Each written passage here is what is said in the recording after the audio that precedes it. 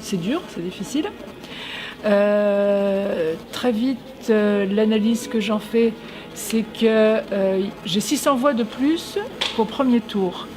C'est-à-dire que je pense que les électeurs de M. Grangier se sont bien reportés sur ma candidature.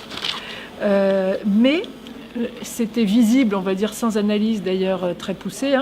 Nous avons eu nos assesseurs, notamment dans 3 bureaux de vote, qui nous ont avertis au cours de la journée qu'il y avait un afflux de vote communautaire, on va dire ça comme ça, c'est-à-dire des gens qui, alors ils ne l'ont pas dit le jour où on venait en voter, mais des gens qui se revendiquent d'abord appartenir à une communauté avant d'appartenir, avant d'être citoyen international, on va dire.